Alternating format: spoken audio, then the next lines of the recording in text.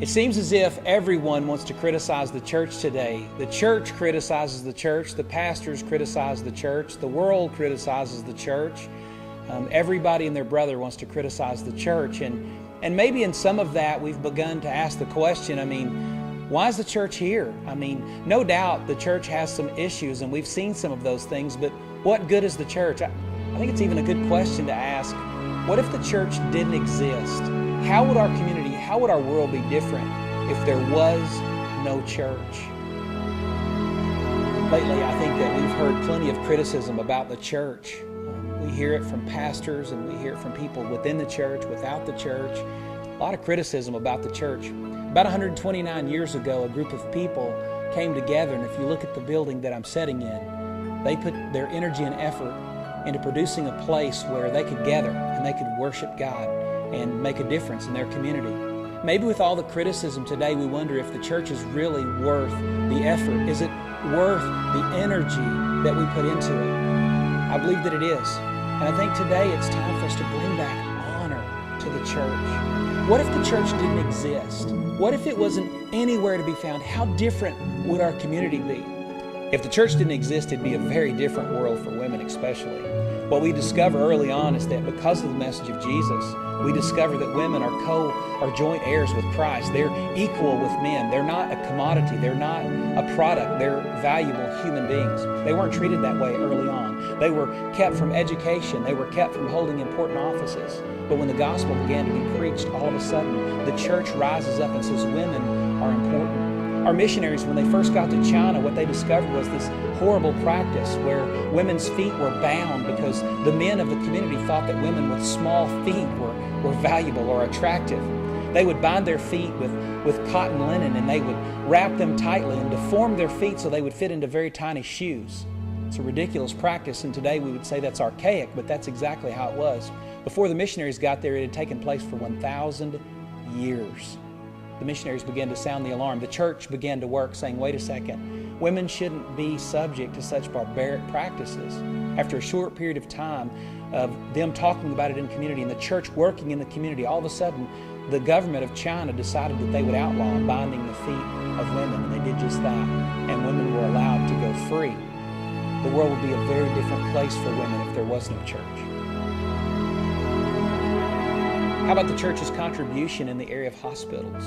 Early on, the church ministered among the sick and those that no one else wanted to touch. Jesus in Matthew chapter 10, verse 1 gives his disciples this mandate. He said, go out and cast out demons and heal people of all different kinds of sicknesses. Early on, the church couldn't do much about it because of the great persecution against the church. But around 313, Constantine, after winning against his co-emperor, he began to relieve the pressure so that the church could begin to establish institutions, hospitals, if you will, so that people who were poor, who were outsiders, the marginalized, could be helped. That's exactly what they did. In about 325, the church established its first order for hospice, is what they called it. And they said, let's do this. In every community where there's a church, let's establish a hospital. The first hospitals were established by the church. These were places where people could be treated from their sicknesses, where medical sciences could develop, where the poor could be fed. They were places where people who had no other alternative could come. A hospital was established by the church. Early on, the church was first to establish hospitals. Around 313, when Constantine won against his co-emperor, he established the opportunity for churches to actually begin to take a more active role in social reform. One of the first things that the church did in 325 was establish that in every city where there was a church, they would establish a hospital as well. It was called hospice. It was a place where people could come who had sicknesses and diseases and they had illnesses, a place for people to be fed, for the poor to assemble, for needs to be met for the marginalized. It was a place where people could find help where they couldn't find it anywhere before. The church established the hospital. In 1524, the very first hospital in America was established. Not long after Hernan Cortez had landed in this land, the church established its first hospital, the Church of Jesus of Nazareth in Mexico City. In fact, it still exists today and is still treating and helping patients in the same spirit that it was when the church established it. In 1854, Florence Nightingale, a church partner is on the seashore of the Black Sea. She's treating British soldiers who are coming off the battlefield, badly wounded. She spends as much as 24 hours at one setting on her knees treating their wounds. At the same time, she's taking their names and she's writing letters to their families so that their family might know what has happened to them. When she comes back, she establishes her work for the next 50 years of putting together what we now see as the nursing profession. In 1860, she establishes the first school of nursing in St. Thomas Hospital in London. And so today, we can look at the profession of nursing and realize that it finds its roots in the church. In 1871, Clara Barton established the American Red Cross. She saw the need among the soldiers on the battlefield. As a church partner, she realized that it was her responsibility to do something for people who were in need, who were hurting. The Red Cross was a symbol and a picture of Christ's mercy. Today it's recognized around the world. It finds its roots in the church. How about in the area of education? What did the church contribute there? In 1436, Johannes Gutenberg, a church partner, wanted a way of reproducing the Bible rapidly. At this point, if you had any kind of literature or written text, it was laborious to get it at best. There was no way of mass producing books. And so Johannes Gutenberg decided that he would build some type of mechanical printing press, and he did exactly that. When he finished it, the first book he printed, guess what it was? It was the Bible. It's called the 42-line Gutenberg Bible because there was 42 lines on every page. Now, did the church keep that technology to itself because they created it? They sure didn't. They opened it up to literature and poetry and all kinds of books. Today, you'll find libraries filled. Why?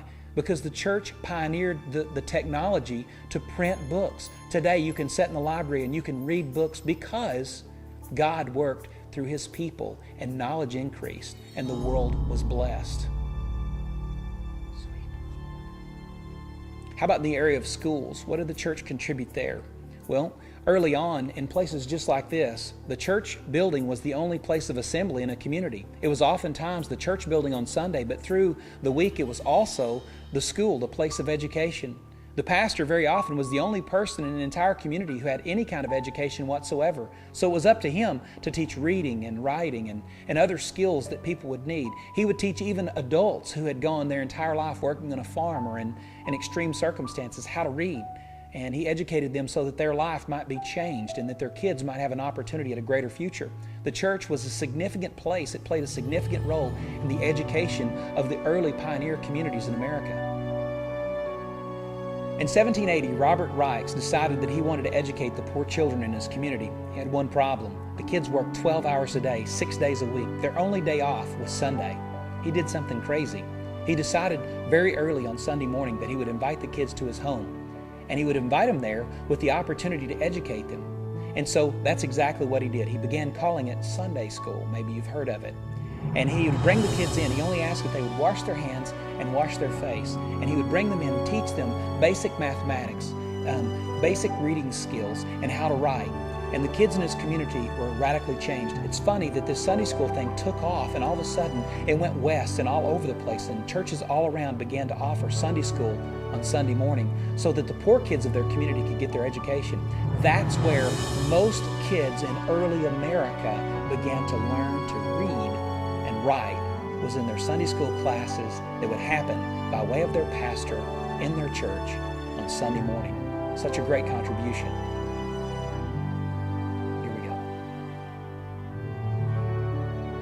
The church has a role in the abolition of slavery as well. November 1837, a man named Elijah Lovejoy, he owns a printing press and he's also a Presbyterian preacher.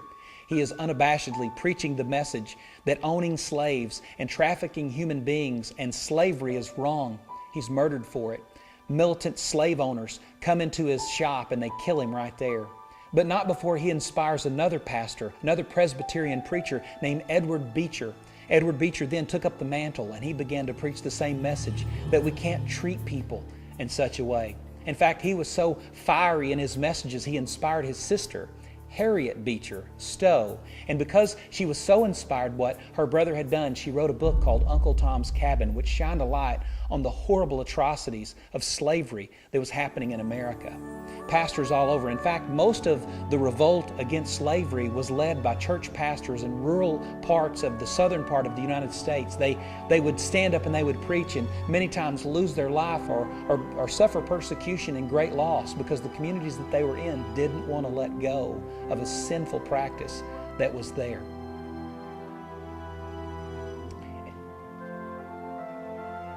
In 1839, Charles Finney, a pastor who preached numerous revival services across the South, began to teach and preach the message that slavery was wrong and needed to be done away with. It was at one of these revival meetings that a young man named Theodore Wilde was converted. Theodore later wrote a book, Slavery as It Is. It was the research text that Harriet Beecher used for her book, Uncle Tom's Cabin. These messages began to be sent out all across the land. Preachers began to rise up. In fact, there was a preacher and partner named Charles Torrey. He was known as the father of the Underground Railroad. Charles Torrey helped more than 100,000 slaves find their way to freedom. It was the church that was instrumental in the freeing and the changing of the practices of slavery. Not one small contribution, a huge thing. Imagine what the world would be like today if we continue to treat people as if they weren't humans. The church should be credited with what she's done well. No doubt she's made some mistakes. There's no doubt that there's some things we can point out. But shouldn't we bring honor back to what the church really is and what she has done? This radical faith that we've seen in the lives of so many people. The history needs to record the fact that the church has done significant and amazing things. In fact, of all of the institutions in common society today, no institution has done more to radically change our community for the good than the Church of Jesus. Regardless of denomination, regardless of background, regardless of who has their name or branding on it, the church that Jesus has established has done significant help and benefit to our community and the world at large.